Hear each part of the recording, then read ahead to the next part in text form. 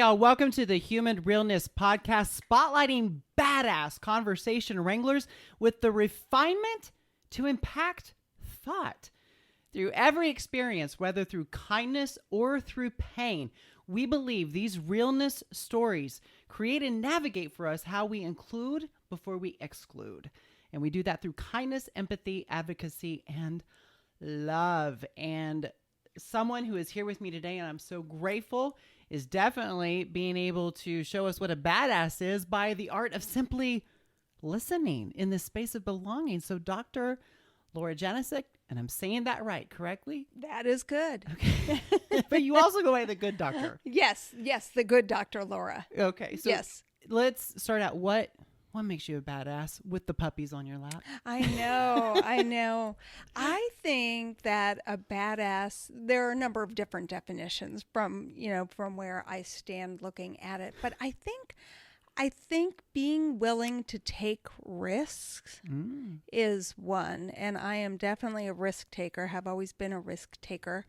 And I think that desire to really help and make the world a better place in whatever little way you can, I think that makes somebody a badass as well. I think it does too. When you get down to the micro construction of life and people and those connections. Yeah. Well, welcome. I'm so glad you're here. I know we shared a little bit before we opened up, and I want you to spotlight everything about you. But what do you think of the glam stable? This is my moment of validation. If you can give it to me in the beginning, which is, what do you think of the glam stable? The glam stable. I'm thinking, do you think the name will work? The Glam Stable Studio? The Human Realness Podcast Glam Stable? Do you think that title would work? Oh, now see, you shouldn't have asked me that on camera because I would have to think about it. Because when I think of glam stable, right? Mm-hmm. I think, so why glam? I always ask questions first, glam? Right? So why glam? Oh, I know. I am hot and flushed right now just because I have to put my thinking cap on. I think it's glam because I think I'm fabulous. Well, I think you're fabulous too. I think I'm fabulous. And I think I don't know. Maybe I'm portraying a little bit of the stereotype of LGBT, gay, glamorous with fabulousness. And then we have a horse in the stable. So a glam stable. I see the horse in the stable. And I love horses. Well, and if you love horses, then it's a perfect name for you. Thank you. I didn't need that validation after all. Well, thank you so much for being here. And I just want to get into, tell me first, what your profession, what you do, and then we'll get into purpose and how you can help me be a better listener and our listeners. Oh, I don't know that I can start with what I do, because one of the things I learned is you don't start with telling people what you do. You start with telling people who you are, or maybe how you've gotten to be who you are with what you do.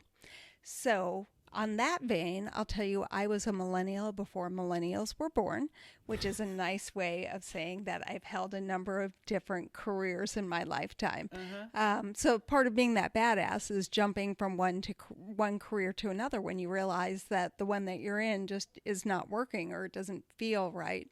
I started off as a junior high school teacher, English, and I got to teach the really fun things like theater and broadcasting, just fun speech. Loved that, did that for about 6 to 7 years, but then found that my friends in private industry were making a heck of a lot more money and seemed better respected because at least they got Christmas bonuses. And you didn't get Christmas bonuses when you were an educator. It's all about purpose. Yes. So I jumped ship and found a hospitality company that was willing to hire me as, then it was called a personnel director for a hotel. Oh, okay. Okay. Personnel. I started off as a personnel director. We moved into human resources while I was with the company. I was with them for about 15 years. And I was so grateful that they gave me the opportunity to go in that direction, even though I didn't have any background, that within 2 years, I actually moved up to be the corporate director of human resources for them. And it was a hotel management company on the East Coast that had 13 different properties. I did that for a number of years, but they say hospitality is in your blood, and I needed a transfusion because it was just not in my blood anymore. And I like that transfusion. Yeah, I didn't feel like I was making a difference like I did with education. So the goal was to go and get a master's degree so I could teach at the community college level. And the entire goal was to teach during the semester on an ocean somewhere, and then be on the beach during the summer because I love the summer. Okay. So that was the goal. I went back to get my master's degree, and I was paired with an advisor who was a world expert in listening, Andrew Wolven. Thank you, Andy. So I always called him Andy. He goes by Andrew now. Yes, yes, and he's still a professor at the University of Maryland at College Park. But I remember telling him within the first week or so of meeting him, Andy, I'm not going to become a listening person. I didn't know what it was, but it just did not sound like anything I would want to be. And he said, that's okay, Laura, you could be whatever you want to be. So I continued on with the master's program. Moving into the final semester, I thought, oh, crap. I should show an interest in what he's interested in because he's going to be writing my letters of recommendation. So it was purely a political move to sign up for his listening class. I did that, and Clint, it changed my life within 2 weeks. Wow. I just thought, this is what listening is? Why don't people know what listening is? Like, people need to know what listening is, and there is so much still to learn about listening, and I got to be the person to do that. So I put the plans of graduating and going out and working at a junior college on hold and pursued the Ph.D. with a focus in listening. So my Ph.D. is in communication with a concentration in listening. Completely unintentional. Totally Completely unintentional. like, this was not the plan. No, not at all. The universe chose me for this.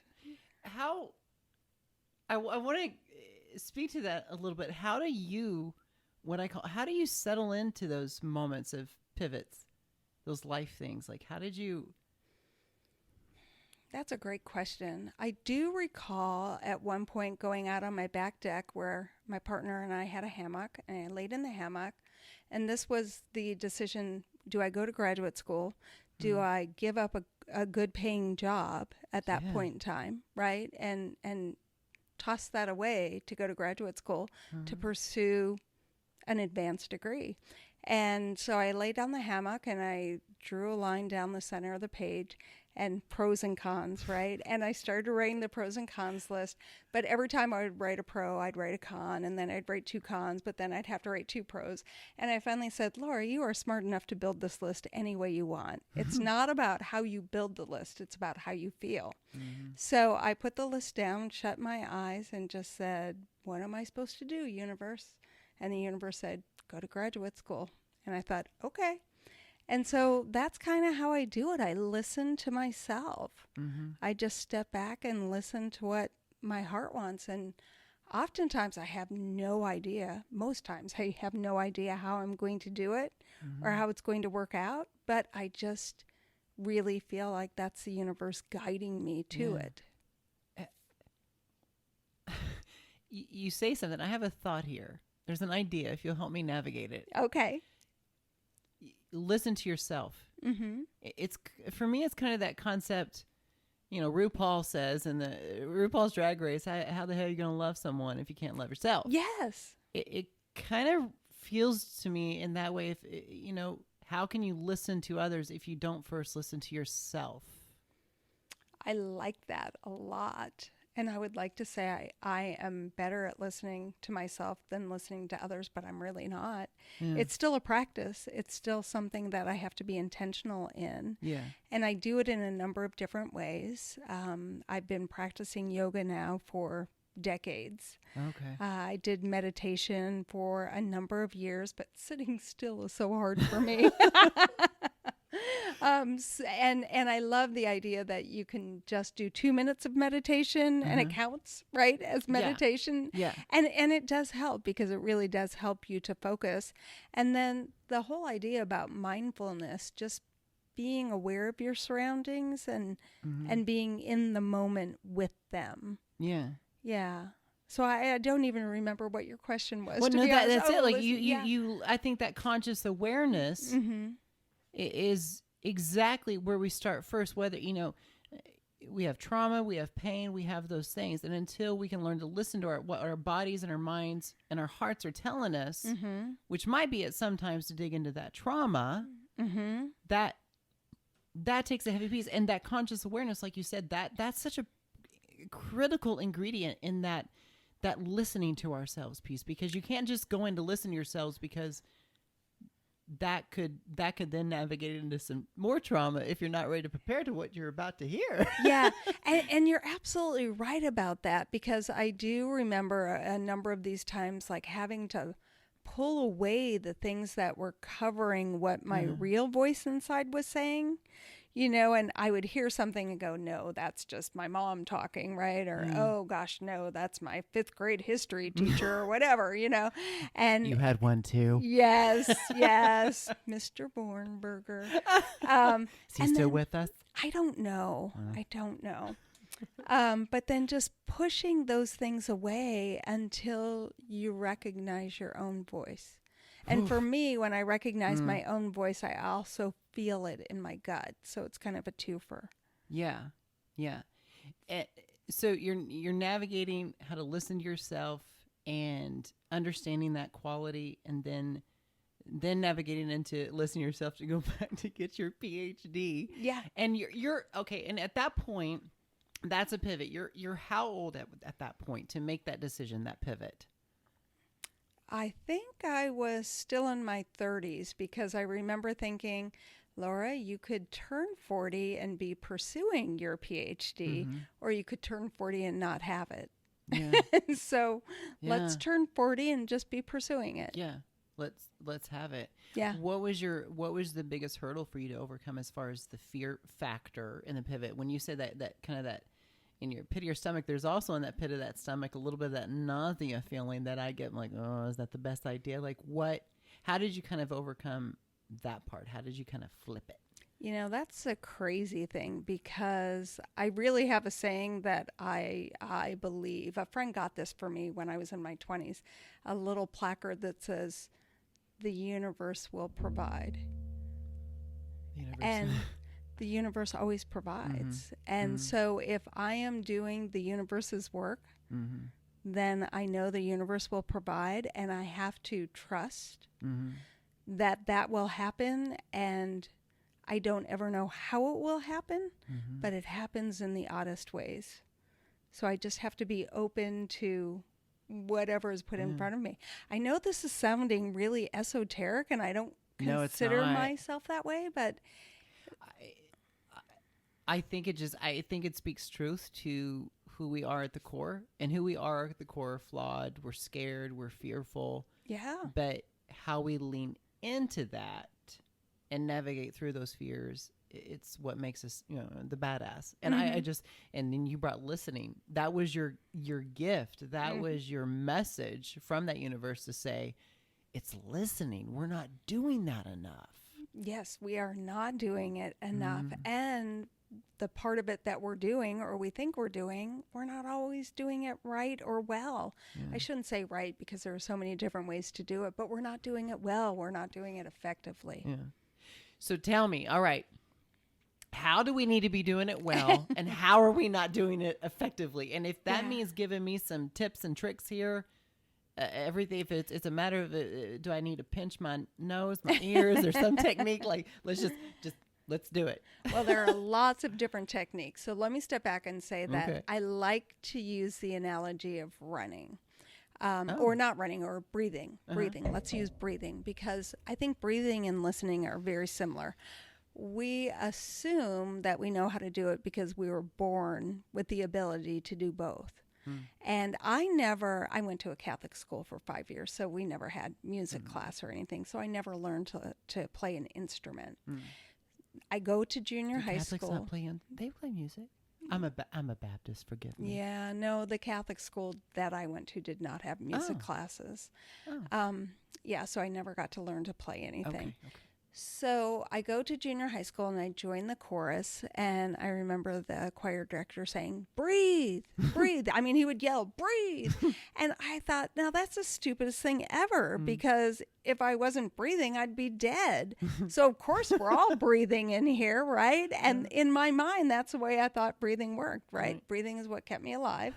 I was still alive, so clearly I was breathing. I got me here to class. Yeah, I had no idea that there were different ways to breathe. And it wasn't really until I started studying yoga that I learned about, the breath and different ways that we could breathe and how different breathing could then help us do other things. And I started running then too. I think it's so funny that as young adults, we're like, oh, I'm going to run a marathon. Well, it wasn't a marathon, but it was a 6K. 10K, right? I'm going to run a 10K, right? That's what I'm going to do. And so you put on your clothes and you go outside and you start running. And within a block, you're like, oh God, am I ever going to catch my breath, right? And then you learn that you have to, warm up, and there are different ways to breathe for running, and you just can't go all out. And I think that I didn't learn about breathing until I got myself in situations where my breathing wasn't working. And I think the same thing with listening too, is we get ourselves into situations. We think it's because our speaking isn't working right. We get embarrassed. We put our foot in our mouth. We say something stupid. We hurt somebody's feelings. But we get embarrassed on a podcast. Yeah. But it's really that we weren't listening, or sometimes it's because we weren't listening. Yeah. And so listening. So what is this whole thing about listening about, We are all individuals, and we're all different because we have different experiences, different filters, different beliefs, different values, different everything. And we're here, I think, to try to learn to get along and love each other. And the only way we can really do that is to understand other people and allow them to be who they are, and not assume that they are going to be us. And that was a long learning for me. Yeah. When I was younger, I was, my friends and my family, they all laughed that I became a listening person, because listening was not anything I ever did growing up. I remember totally being in my 20s saying just highly inappropriate things to people and out in public, thinking, well, this is how I feel. Just take it. That's what it's supposed to be. Pause? I have to have an example. Are you comfortable sharing an example? Oh. I think so many people could resonate if you're comfortable. I mean, I have so many examples, I do remember. Where do I choose? Yes. And one of them, I had a boss who was, I did not like her at all. I did not think she was a nice or kind person. And she was just really hard on me. And I remember being called into her office, and this is unseemly. Yes, she said something about me, and I said, well, at least I'm not a bitch. Oh, you did it? Yeah. How did it feel at that moment? I've never done it. I just want to know how it feels from someone. In the moment, I thought it was the right thing to say, but in retrospect, it was really, don't do this, children. Don't do this. Don't do it. Yeah. The personnel and human resources managers don't recommend it. Yes. So I was fired from that job, and rightly so. Yeah. But of course, at that age, I didn't understand that, right? This is how I felt. You are being a bitch, right? So just knock it off. Yeah, you're being a hateful bitch. Yeah. There's nothing else here to say. Yeah. And so there's an example for you. So you just... That's a good example. Yeah, you just have to learn to bite your tongue. And I use that strategy of biting my tongue for a number of different things. Yeah. Kind of going back to this idea of things that I've learned growing up that I did highly inappropriately or just altogether wrong. I just really thought that everybody thought the way I did, right? And I just thought, I remember being 12 years old and thinking, well, if you're a manager, you just tell people what to do and they do it, right? Because you're the boss and you told them what to do. But it doesn't work that way. And the No. older I get, the more I see Mhm. of just how different people are. But we all have that basic desire to be heard and understood Yeah. for who we are. Yeah. And so you go through that experience. You look back on it now, it's like, there's no way I could have been an educator on listening at, early 30s or whatever, No. Colin, and I've definitely had my fair share of moments in organizations, getting fired for calling people names and like had enough of it, and now it makes the quality of your work that much more impactful because you can go back and give those real life scenarios that so many people are so afraid to vulnerably share. Mm-hmm. And you say, this is where I draw it from. Mm-hmm. I don't draw it from some sort of, textbook. The textbook helped me provide structure to it, but the art of listening also comes from my story. Yeah. For doing it wrong. Because I think For doing it wrong. yeah, I learned so much from my mistakes, right? And I remember at one point getting the idea that I would never be old enough to make all of the mistakes that I needed to make to learn everything I needed to learn. And that's when I started asking for help. That's when I started asking people how to do things, because I realized that I couldn't continue just going in head first trying to figure it out. Yeah. Because I didn't have enough time to do that. How did you ask for help? It's still not necessarily easy. I do have what I call my 3 best friends. I've got my 3 best friends in my life. And so my first one is actually my best friend from junior high school. Okay. So I've known Bob since he was 13 and I was 14. Good old Bob. I Yeah. like him. But you would love Yeah, him. I You would like Bob. absolutely love him. I just spent the last 2 mornings with him walking when I was visiting my mom in Cleveland. So that was wonderful. And then I have my best friend from the East Coast, who is Gail. Okay. And Gail's 10 years older than I am. And whenever she says something wise, I will always say, how do you know that? You're so smart. And she'll say, in the 10 years you haven't lived yet. Yeah. Yeah. And then my third was my first long-term partner, Okay. Diana. Yeah. And she had it together so much earlier than I ever did. Yeah. But I think going to any of those 3, or I have a favorite aunt. Okay, I have 2 favorite aunts, but I pit them against each other. So we'll just pretend still I have with us? one. Oh yeah, they're So still. we should tread lightly on who's the favorite or not, right? Well, we don't have to tread lightly because it really, right now it's Jackie because she'll come visit me. But then Dot actually sent me Povatitsa for Easter. Did we what now? Povatitsa, it's Strawberry Hill Company here in Kansas City. I haven't been yet. I've seen the it. Polish dessert. Yeah. So we grew up Polish. So Okay. I took a photo of it and I sent it to Jackie and I said, I think Dot has to be my favorite aunt now. And she got it in the mail the next day and she said, I think Dot is the favorite aunt now. Yeah. So they know. But just asking for advice or just calling and saying, oh. He snores. FYI, our dogs snore, especially Luca. He just snores. He's a snorer. He's cute. They're obviously loving you. Yeah, no, this is wonderful. This is absolutely heaven. So you have your people, your collective, your tribe, your group to like listen. I'm thinking about this pivot, or I have something coming up, or the core of my stomach.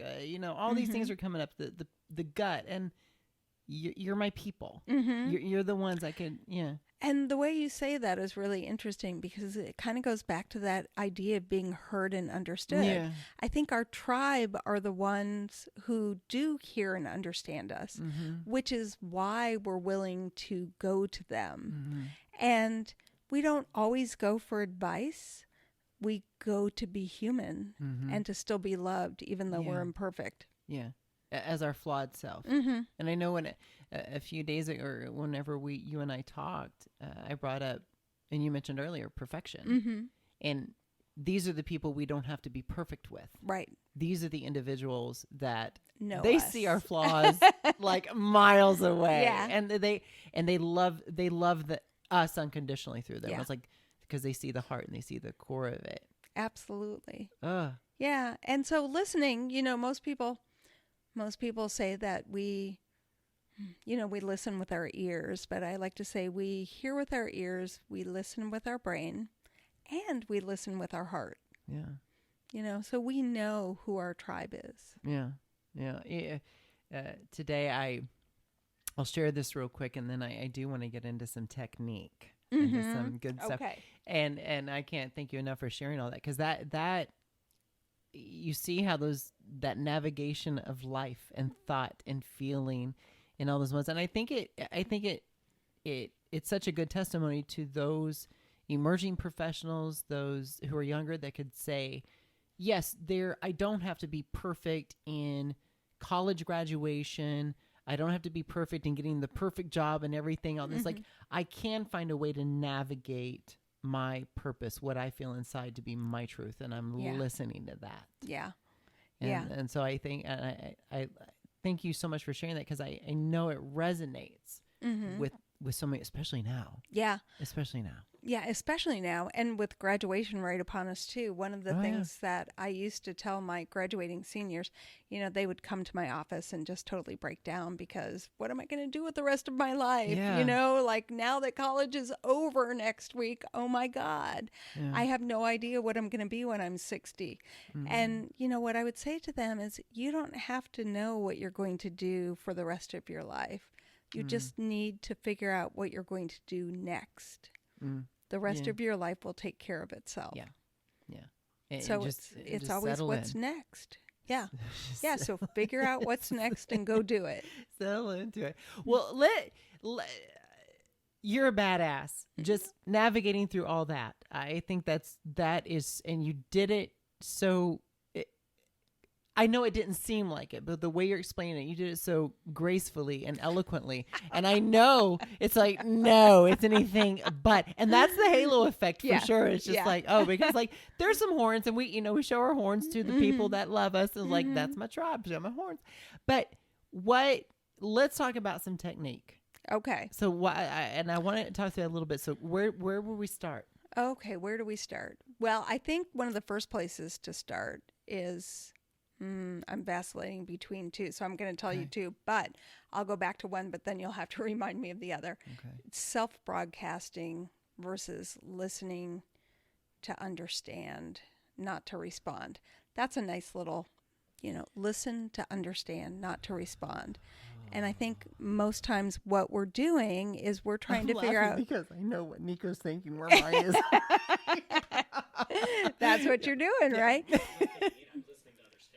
Yeah, I know. So listen to understand, not to respond. One of the things that people don't understand about listening is that the nonverbals of listening.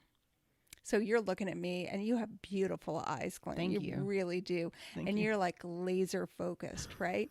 And you think that's good, right? Yeah. There's absolutely no research around the world that supports that any of these listening behaviors actually correlate with what's going on in the brain.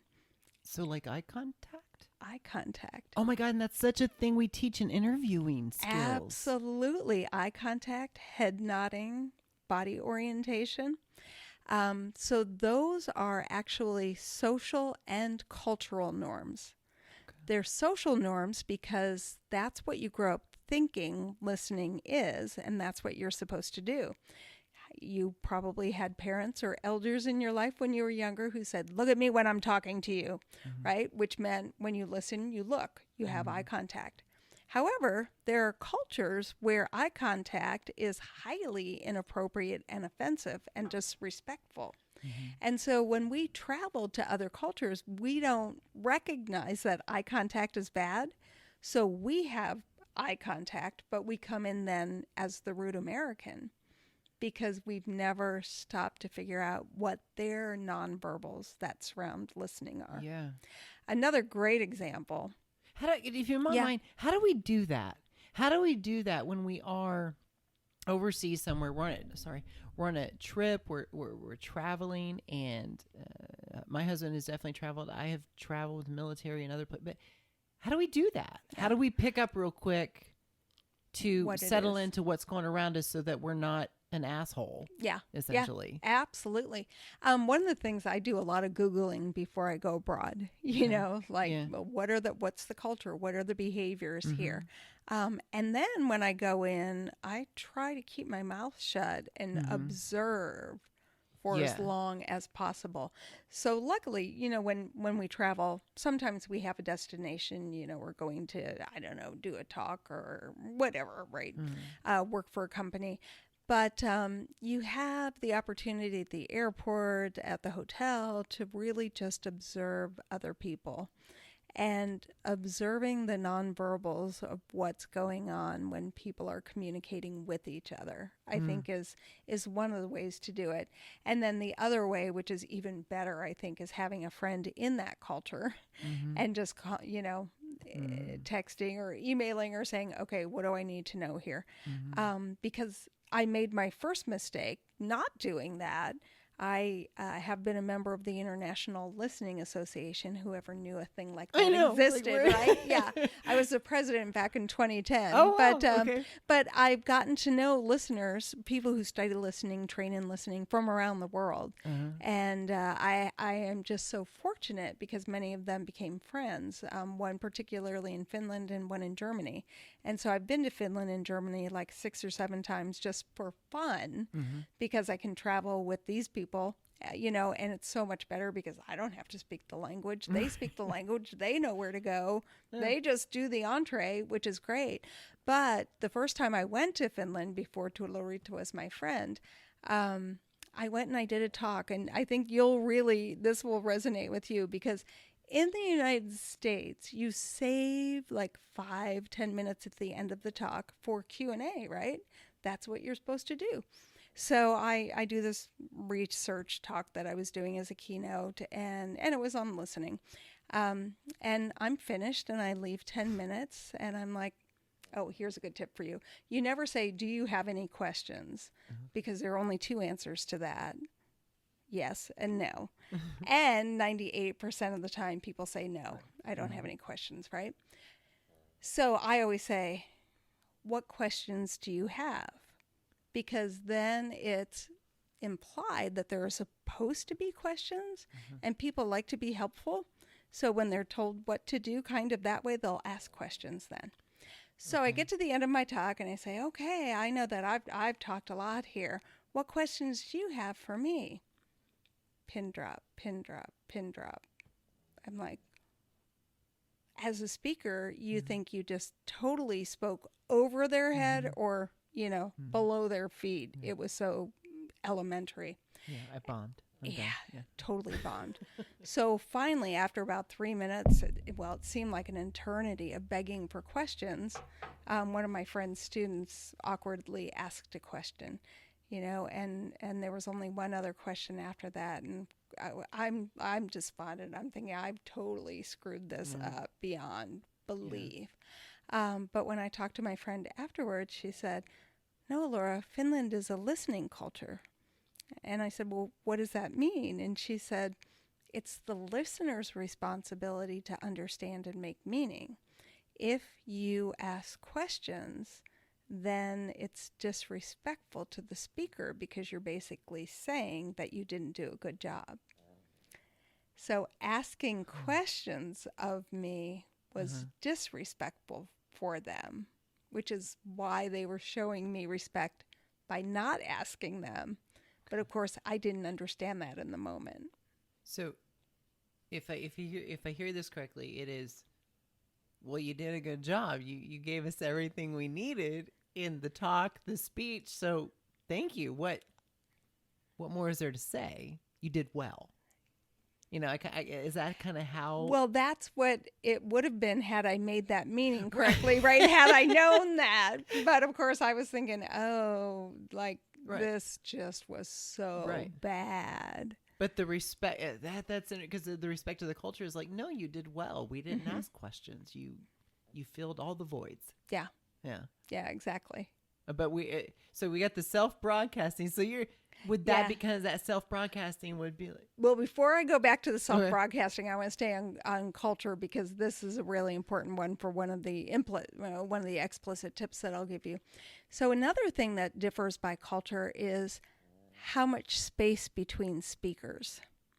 There are cultures, the United States basically has about a half a second between speakers. Right, and you've never thought about that. I can see your brows going like at a conference. No, just in a conversation. Oh, okay. See? Oh, this is a good technique. I often think of this. Okay, go ahead. Yeah. Okay, so we usually take about a half a second, and then the next person talks. And even when we're in groups, oftentimes that will happen as well. Okay. But in another culture, there's actually 7 to 8 seconds of silence between speakers. So speaker 1 will speak. Dead air for 7 to 8 seconds, and then speaker 2 responds. And then in another culture, they overlap. They're talking at the same time, what we call interrupting, right? But they're really talking at the same time. And what's crazy is that the explanation for all three of those is that's how you show respect in that culture. So in the Asian cultures where there's the 7 to 8 seconds or the long pause in between, basically what that's saying is, I really respect what you had to say, and I want to show you that I'm considering it before I respond to it. So that's why there's that long pause. In the Italian and New York Jewish culture where they overlap, respect is shown as wanting to co-build this relationship or this story together. So that's why we're doing it at the same time, and that's shown to be respectful. And in the United States, I can't tell you what the respect is. It's just like half a second, right? And so many people in the U.S. grow up believing that interrupting is bad, just really awful.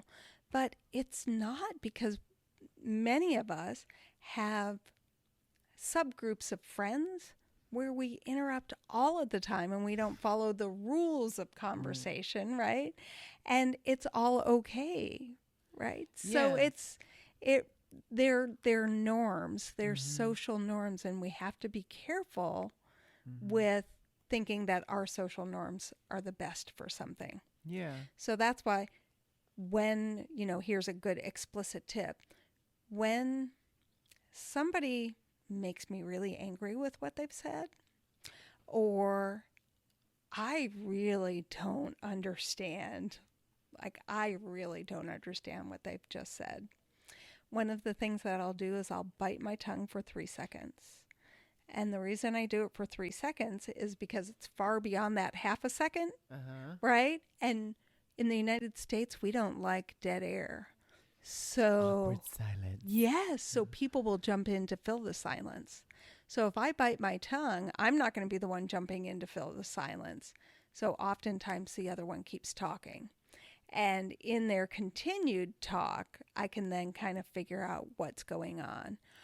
If they don't jump in, then I'll say something like, that's really interesting. Can you tell me more about that? Yeah. Because I know that I want to really understand before I respond, because clearly I'm not getting it. Yeah. And I need to try to, hear and understand who they are and where they're coming from. Can you give me an example of what you say in kind of that moment that makes that person, because at the same time I never want to make that person feel like, well, they're an idiot, they didn't explain it right, so I always I get to these moments, I'm like, I'll be in a board meeting or a leadership meeting, I'm like, that doesn't quite make sense to me. And how do you Sometimes I'll say something like, I'm not sure I got that. Could you say that again in different words? Or could you explain that a little bit differently for me? Right. Or it's interesting that you said this. Can you tell me more about that? So the goal is to get them to continue talking, right, because then oftentimes you get that backstory or they fill in the blanks that are missing. And then it circles to it. You're like, oh, okay. Yeah. And then it makes sense. At what point do you then say, this is not working. Like, we're not aligning the listening to what you're saying. How do you when do you gracefully bow out? Well, and maybe before the bow out, it's a technique that you used just probably about 5 minutes ago when you said, "Let me make sure I understand," right? And you paraphrased what I said, and you looked for me going, "Yes, that's it," or "No, that's not quite it. Let me explain it again." Yeah. So I like to call that confirming, the skill of confirming. So before I respond, I got to make sure that I really understand you. Yeah. You know, so to confirm, let me make sure that I have this right, Clint. You're saying this, this, and that. Did I get that right? And the great thing about that is if you're right, that's terrific. But if I'm wrong, that's okay as well, because that gives you the opportunity to explain it again or to fill in the missing piece for me, because I think our goal is to align communication, which means that the picture in my head is as close as possible as the picture in your head. And because we can't see each other's brains, the only way that we can do that is through language. It's through language. Yeah. To be able to do that. And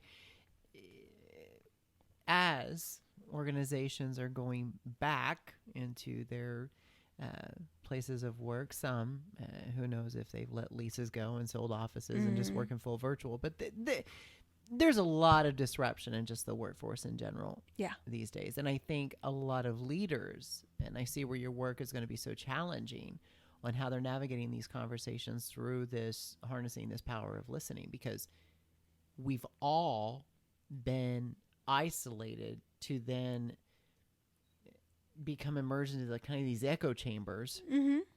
And it seems, and I worry about that because we're just listening to the same thing. And I worry about that because now when we're about to get into organizations, how are we navigating the conversations on this idea of what society is now pushing, this idea of rightness? Like we have to be right in our politics. It's like, you know, at some point democracy gets all mixed up. It's not even there. And so it's like, and I see where this is such a vital key in organizations. And I know I asked to talk about technique, but it's how would you suggest to navigate that conversation to the leader or the... Well, he isn't just not relaxed at all. I really wish he'd come out of his shell because he gets so shy. But what would be the best way in the technique with the broadcasting and listening? You're sitting here in the boardroom, people are coming back to work. How would you navigate that with this power of listening of everybody's different opinions? How it would be, you're in an organization, you're in front of us in the boardroom, and help us navigate these difficult conversations. Yes, and oftentimes this begins before that, right?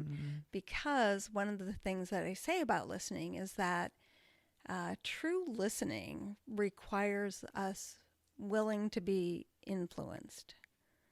If I'm not willing to be influenced, I can't really listen because I already think I'm right. I know I'm right. And I'm only going to be listening to poke holes in your argument or to tell you how you're wrong.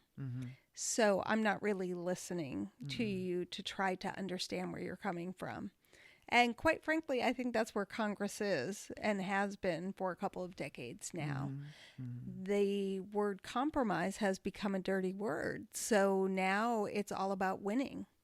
And I think we have a culture that's bent on winning, which kind of goes back to my self-broadcasting.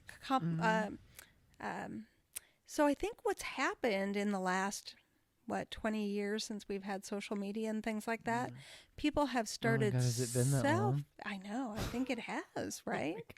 Has it? I don't know. It's somewhere around there. Yeah. But people have begun self-broadcasting. This is how I feel. This is how I think. They're not, those channels, Facebook, YouTube, TikTok, whatever, they're not set up to really have conversations. No. They're set up to self-broadcast. And when we self-broadcast, people become really righteous about it in terms of I am right. And that means that everybody else out there is wrong. And so we're not willing to be influenced. We're not willing to compromise. We don't have the practice of communication that we used to decades ago when we sat around the kitchen table without cell phones and televisions on. You know, and you really learned a lot in those dinners, you know, oh, don't say that to Uncle Harry because he's going to do this, or Grandma takes a little while to think, but then when she says something, it's going to be really valuable. And so you pick those things up as little kids around the dinner table, but we just don't have those dinner table conversations anymore. No.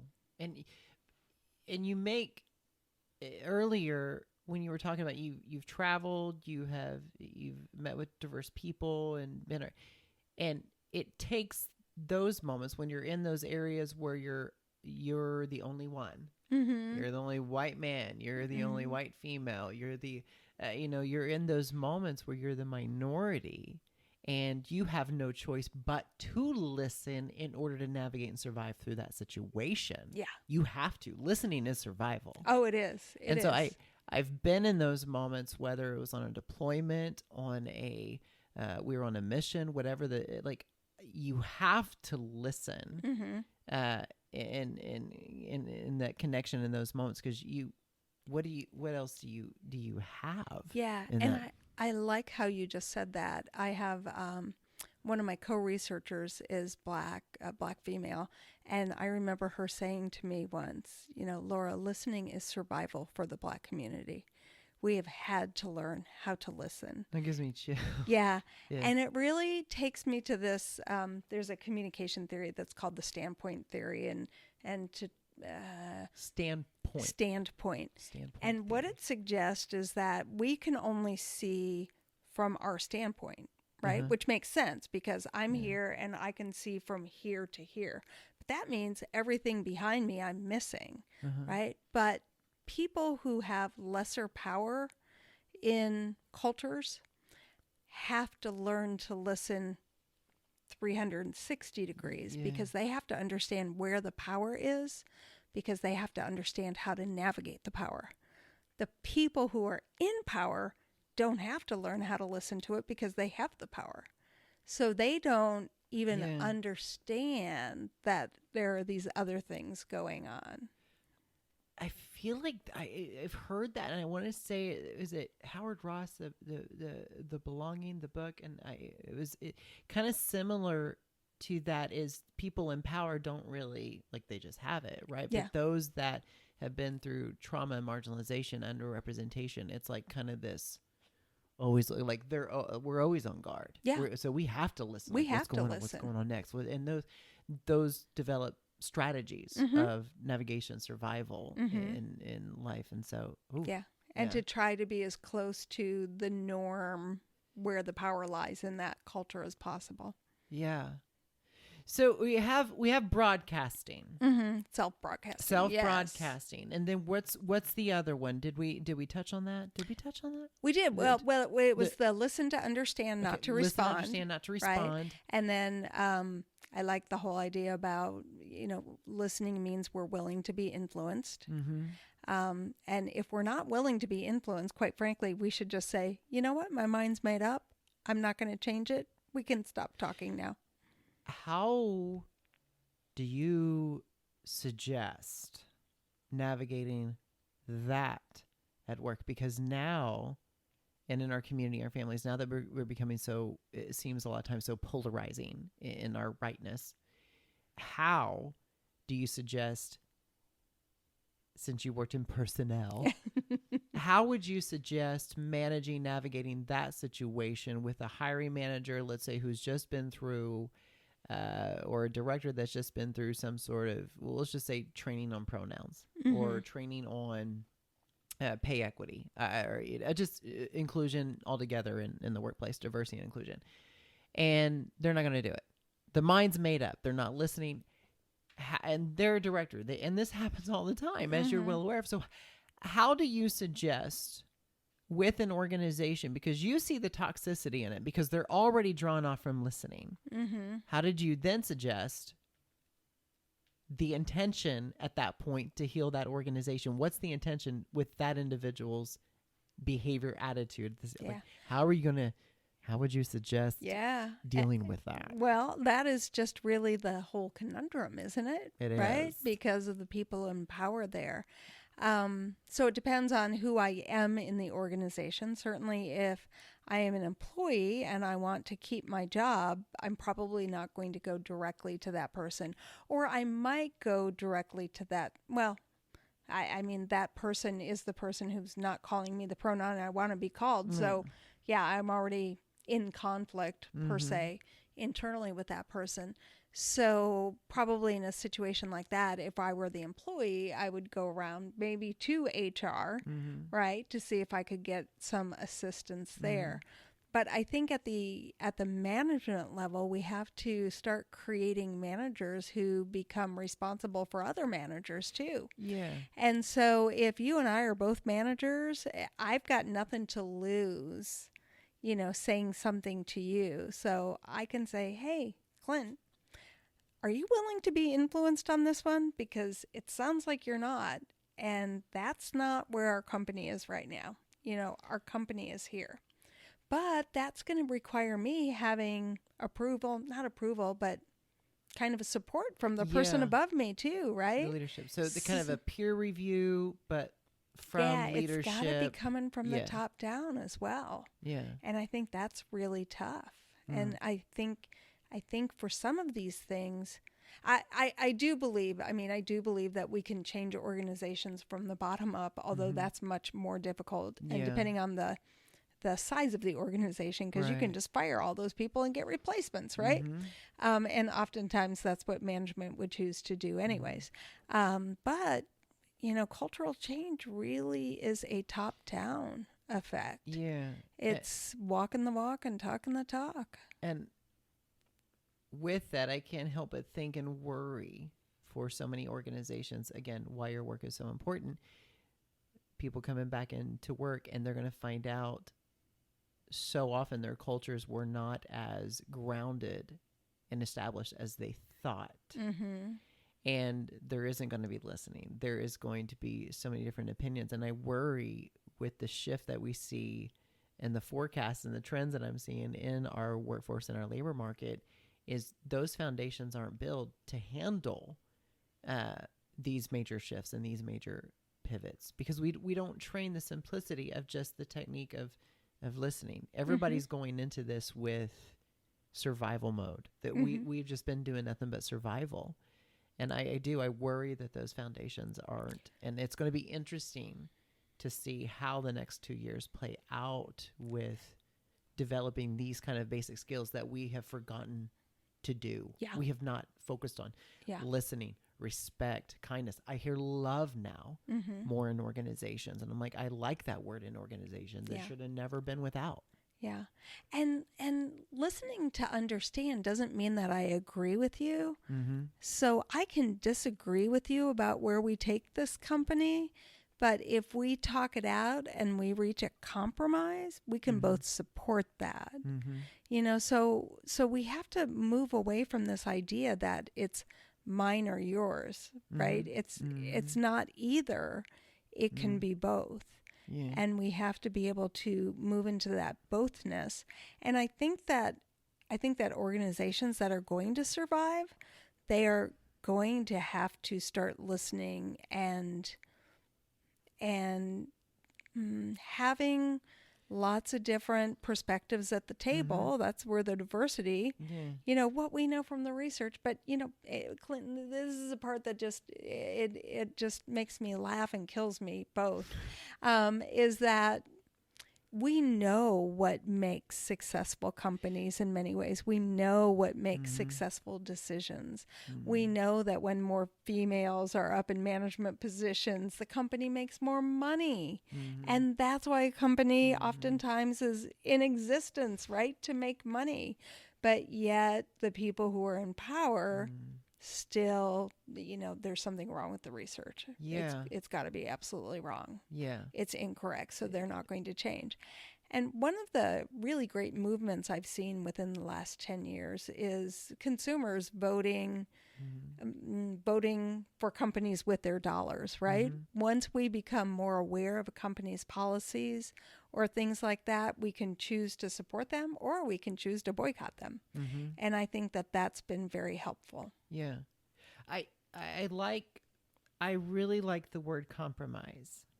And I think, as you say, we take that as a scary word, compromise. Like, what if you say I'm compromising, then you're saying I am ignoring or I am defying a part of myself if I compromise, like, and so what are some things, what were you going to say? Because you were going to say. Yeah, well, I think a lot of times people are afraid of the word compromise because it means they're going to lose something. Yeah, lose a part of their self or identity, a part of their idea, whatever. But what they don't realize is they're going to gain something that they never even imagined existed, right? That's what relationships are all about, and that's what makes us better as people, is being in relationship with others.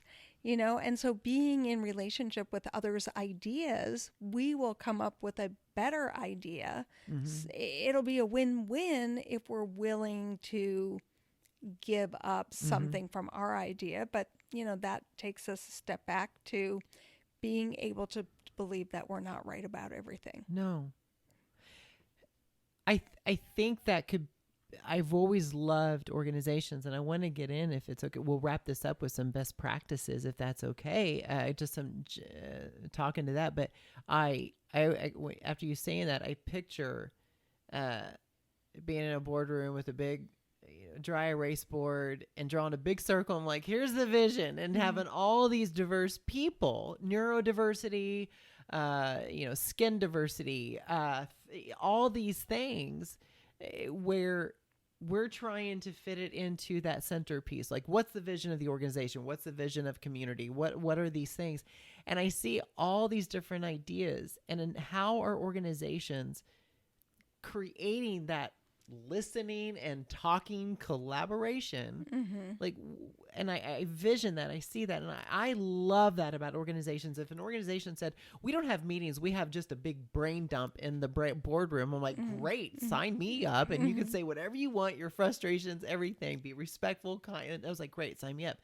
What are some best practices that you've seen taking place out there, some things you've heard colleagues that maybe you can share that other organizations could not overhaul their culture, but just some simple things that we could do? And the first one, it's a two-parter because it depends on the current existing culture of the organization. But when you go in, and particularly as you start to diversify, if you are going to start diversifying. That's another your topic. Workforce, right? Yeah, it totally is. But going in, and sometimes it's as easy as handing out index cards. And I'm going to say one thing, and I want everybody to write down their response to it. And then I collect the index cards, no names on them, right? And read all of them. Because then you're going to find where the group differs, and you can explore some of those differences. So hopefully the people who wrote those would then have the courage to at least support that idea or explain that idea a little bit more. Another way that we can do it is sometimes I'll ask a question and go around the room, and everybody has 2 minutes to speak. And then they can't speak again until everybody else has had their 2 minutes. And what's really interesting about that is generally I will give 30 seconds to a minute for people to jot down their ideas before they speak. So what's interesting is as we go around the room, you can see the other people listening to the people who are currently speaking and then adding more notes to theirs because they're modifying their ideas. Because they recognize that maybe they didn't have the best idea down there on their note card, right? Because they had forgot about that point, or they never even considered that point. So that's a nice strategic way to allow all of the ideas to come out and not just the people who like to talk the most or feel most comfortable speaking. Yeah. And it's such a simple tool. It's such a simple tool Oh, to it be is. able to use, just an icebreaker or whatever. But I think it sounds so simple, right? But it's like, why does it have to be, glamorous, Yeah. fabulous? Like, why does it have to be over the top? It could be just a simple, show and tell. Exactly. I kind of want to go back to another point you were talking about, neurodiversity. Yes. So there's this cognitive diversity when it comes to listening too that people don't understand. We all have, I like to use the term, there are 3 terms that I'll use interchangeably. Listening habits, listening strainers, like a spaghetti strainer, right? Or a pasta strainer, or listening filters, right? So all 3 of those are the same thing. Filter, strainer, and habit. So think of anything that allows some stuff through, but not everything through. Okay. Right? And that's how we listen. We don't pick up everything that's coming at us. We listen to and for different information. We don't know this part yet, but I suspect it's based on our values. So there are 4 listening habits that people can have. And when you narrow it down to 4, it's so easy to see. So the first is a connective listener. So a connective listener listens to and for information that affect the people and the emotions of the people. So they're just interested in the people aspect of whatever is being talked about. And even in the absence of that message having people in it, they're thinking, how is this going to affect the people? Yeah. So oftentimes, people in HR, when you heard about different policies, when you were in HR, you automatically went, oh, how are the people going to respond to this, right? Yeah. So you're thinking, you're processing, you're listening connectively there. The second kind is reflective, and reflective is interesting because a reflective listener listens to the incoming information in an attempt to match it to his or their past experiences. Okay. So it's kind of like a computer processor. Do I have any background in this information? Do I recognize this? Where did I see? Okay. Yeah, because oftentimes, and I know that you've done this, I do this, all of us do it. Like when we hear a word we don't understand, we just let that one go through our filter, right? We're not going to stop. But it could be the most important word in the sentence, right? But it just goes away. So the reflective listener listens to match things to past experience so they can add value by saying, well, when we tried this before, this is what happened, or we should have done it that way. What's interesting about the reflective listener is they often look like they're not listening. So they're the ones in your meetings who are kind of leaned back, maybe the arms are crossed, they're staring off at the horizon. And I think that's because eye contact is just another stimuli that is too much to process. So they're really listening to what's going on, even though they don't look like they're listening because they don't have those social norms of listening. And they oftentimes won't talk in meetings, but the next day they'll come in and they have the best thought out plan, that incorporates everything. Yeah. And you're thinking, where were you yesterday? Right? So that's a reflective listener. And then we have the analytical habit, and the analytical habit listens for the details and the facts and the credibility. Okay. Exactly how much money is in that budget?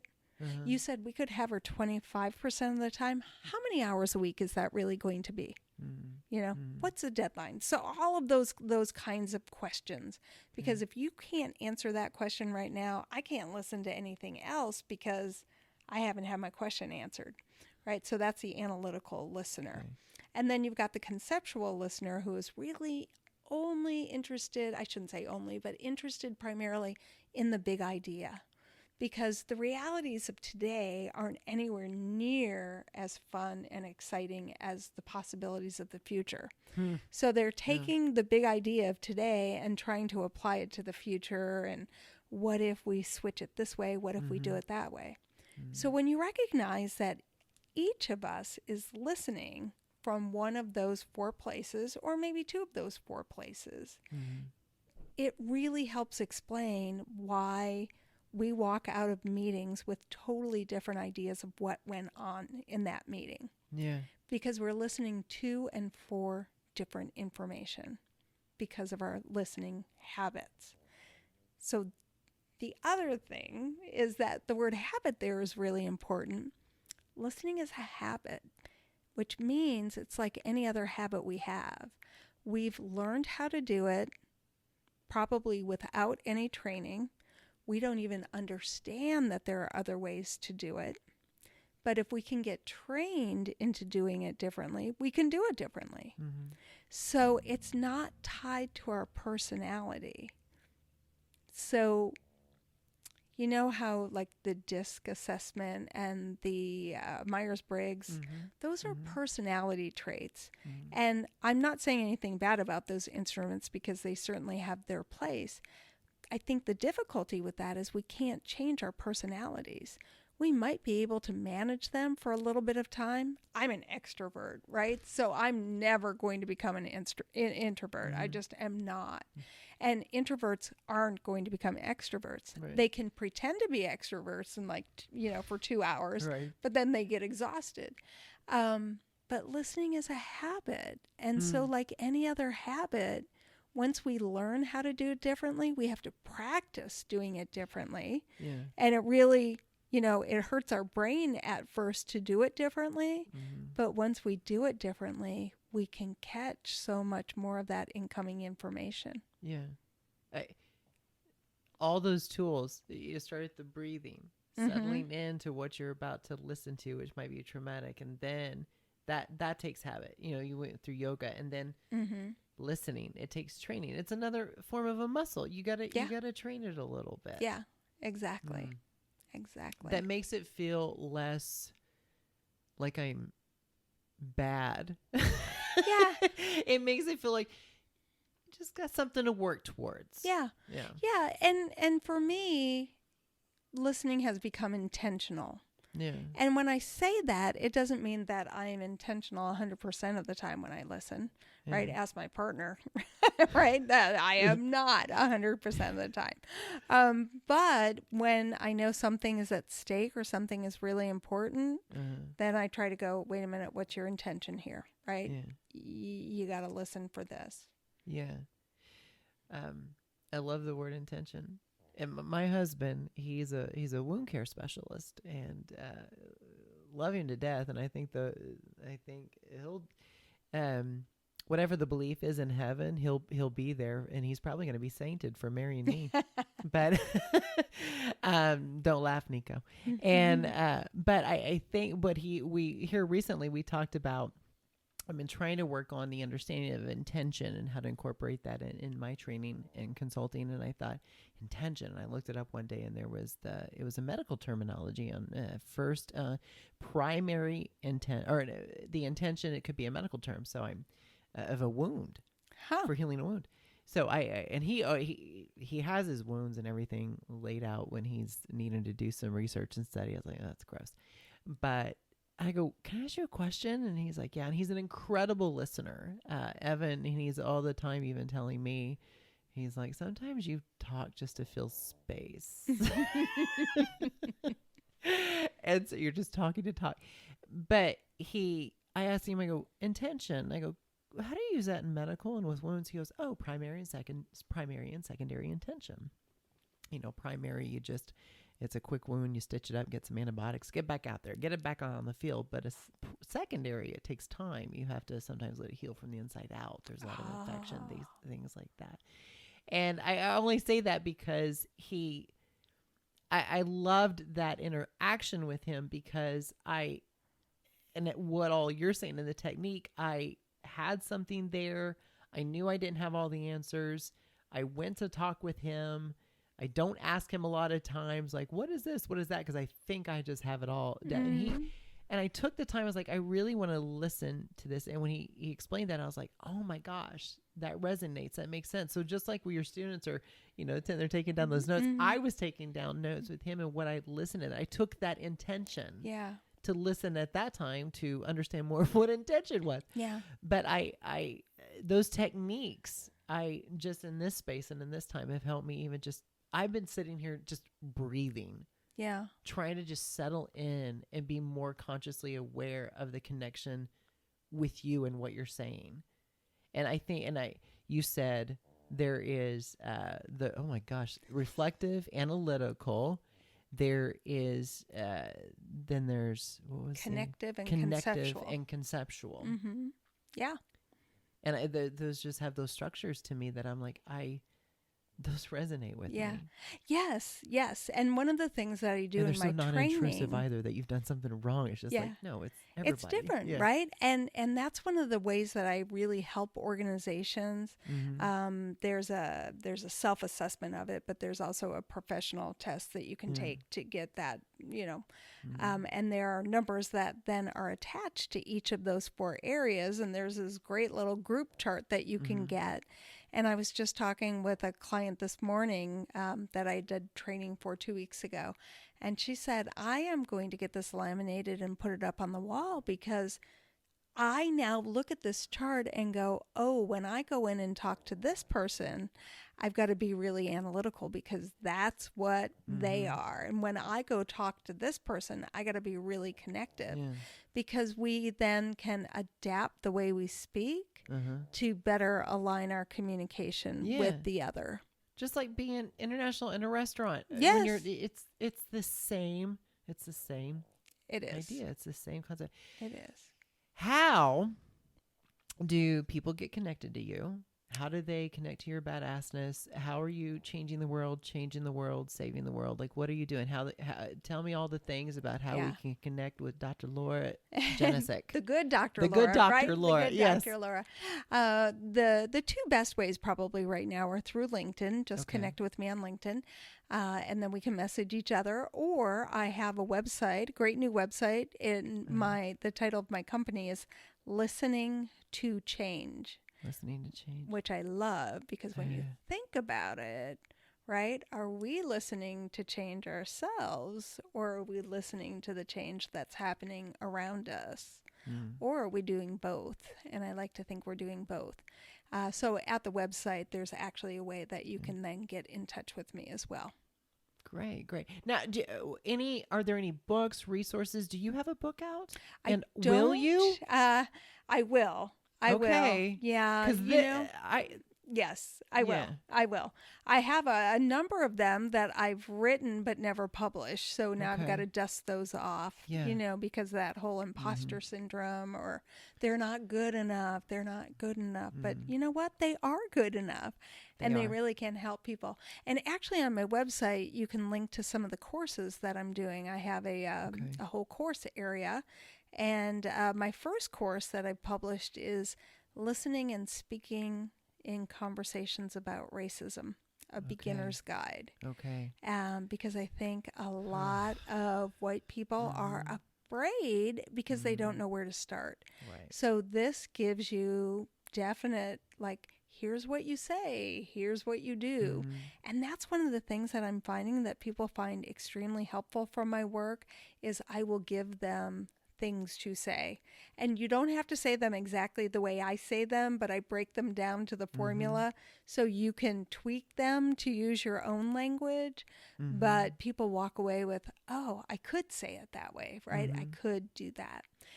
So one of the courses, that first course about racism, within the next 2 weeks, I'm going to have the top 10 listening tips for leaders.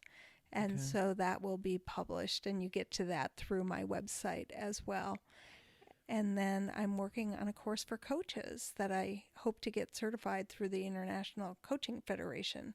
So it will count towards their continuing education credits. Listening with the intention and coming involved when it comes to racism, there couldn't be a better time for that to be needed. And you call your pivots, like the universe brought you to this point to be able to help people in navigating that misfortune of not listening to one another. Yeah, and a couple of months ago, I was just thinking, what can I do to help? How can I use what I know about to help? And that's why I created the course. Can you tell me a little bit more about that moment? What happened? What was kind of the more like, I got to do something? Like, where was the? Well, I think it was that moment for many of us, as I was reading a book, White Fragility, and, you know, thinking, oh my God, I've been so blind for so long. Look at the white privilege I have had. And then George Floyd, and just this idea of, you know, as a lesbian woman, I understand some of it. So, yeah. Right? But I certainly did not understand all of it. And how much historically it's built into the system. Systematic racism is built into the system. And, you know, that part I do understand, because it's built into the system as a lesbian woman, you know, which is why I always had to not pretend not to be a lesbian, right? Not pretend to not be a lesbian, but just pretend to not Covering, surviving, just exactly. You know, doing our best not to call people more bitches. Yeah, exactly. You know, but you recognize that people of different skin color can't hide like that. You know, and I had to do something, and I thought, well, listening is the way that we really get to know people and help people feel heard and understood, and recognize that we are all the same. Yeah. You know, at the end of the day, we all want the same things. We all want somebody to love us. We all want our family to be safe. We all want to have a home to live in. You know, we want the same things, no matter what our skin color, no matter what our nationality. So let's start there with what we have in common instead of what we have different. Yeah. I like that you say that about you and I can still hide. We can. We can still get into the shadows, and we can still roll with it. People of color cannot. And I remember where my listening shifted when a couple of years, or it was probably 6-7 years ago, when I became the diversity and inclusion chairperson for an HR management organization. I remember they asked, well, this behavioral health organization, they're going to put together this conference, and they need to put together a diversity inclusion, breakout session. And I said, I'll have a panel together of diverse people, trans, Black, Asian, to talk about the harmful effects, damaging effects on mental health can cause when you marginalize diversity. And the pre-show, there was a lady, a colleague of mine, who was on there, and at first I was put off, and I was facilitating the panel, the dialogue, right? My moment to shine, broadcasting, and I remember she made a statement. She goes, unlike LGBT, or someone who's white, and she did not intentionally mean to put me on the spotlight. She was like, somebody like Clint, even though he's gay, he can still mask, because I introduced myself. And she goes, I can't. And at first I was just like, what do you mean I hide myself? And at first I took that moment where I didn't take a moment to pause and reflect, but there was that pit in my stomach where I wanted to react. But when I sat in it, because I couldn't react because we're in front of a crowd, right? But when I sat in it, and I thought, she's absolutely right. I am white. She is Black. There's no other truth to that, but that just is. And I remember it and going away from that and thinking, I, one, have so much to learn. And then two, and this conversation now brought me back to that point you talking about race, where I thought I had to learn to listen at that point, because I did want to say something back, and it wasn't my place. It just wasn't. And it was wrong. Yeah. I mean, wrong in that you hadn't processed all of it. And you may not have processed it if you weren't in those conditions of being the moderator of the panel. Right? Yeah. I can act out now, but if I'm in public, I could just walk away from you. So whenever we walk away from people, what are we so afraid of learning? Yeah. I think I kind of want to leave it there. It's like, when we walk away from people, What are we so afraid of learning? What is it that we're so afraid of learning? I love that. Okay, as we wrap this up, is there anything else you'd like to say or Oh, I could just do this do forever. do you want to do a song and dance? Tone deaf with no sense of rhythm, so probably not. So what you're saying is,